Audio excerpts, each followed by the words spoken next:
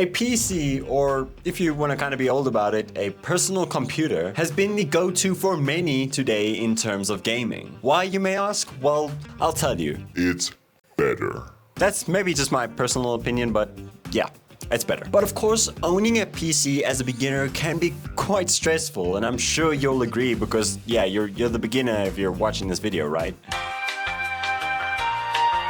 But don't worry, I'm here to help you. So if you just bought your very first PC or you're just about to go and buy one, then let me hook you up with 5 beginner tips that everyone should know when they're getting their new PC. And of course, entering the gaming PC master race. And you're gonna wanna stay tuned for the last and final tip because that one is super helpful, so watch till the end to find out. Now, without wasting more of your time with this horribly long intro, let's get into tip number 1.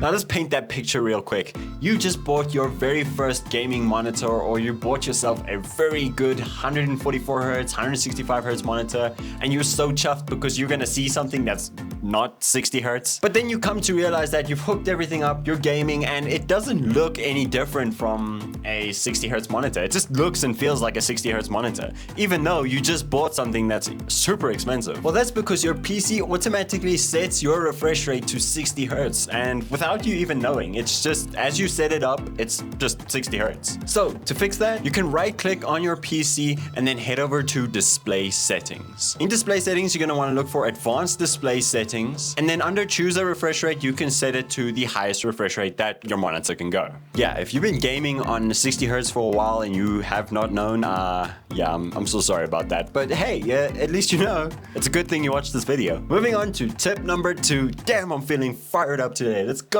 Now this one is kind of like a little light one, but it's quite important. When your PC is booting up, there are tons of apps that are opening while it's busy booting up. So pretty much get those long startup times that you really hate, and then you just go and make coffee while your PC is starting up. It's so annoying. But I'm gonna show you how to fix that. Head over to your search tab and then search up startup apps. Open that up and you'll find a list of apps that are opening while your PC is still booting. So what you're gonna want to do is simply just turn off any apps that you don't want booting up while your PC is still starting. This can be apps like Chrome, Steam, Discord, and they're just apps that you don't want opening up and slowing down your PC, so just turn them off. This is gonna be a hard pill for you console players to swallow, but I'm gonna tell you once, stop using controller. The reason I'm telling you this is because when you jump into a lobby with a bunch of keyboard and mouse players and you're on controller, you're gonna notice a very big difference between your performance and theirs. It's gonna be difficult because controller just doesn't give you that same advantage that keyboard and mouse does. You can adjust keybinds, and obviously you can do that on controller, but you get a much better variety when you're on keyboard and mouse. It's going to be very tough in the first few months, trust me, I understand, I went through the same thing, but you'll get better and it will be so much worth it. It's great advice, I'm sure many out there would tell you the same thing. Just start, leave the controller behind, just put it away, and just take a few months and study and just get better at keyboard and mouse. Now before I talk too much again, let's go into tip number 4. Now I'm going to be talking about storage. Now obviously people would think that the bigger the storage, the better, right? Well, definitely not. It depends on the type of storage that you have.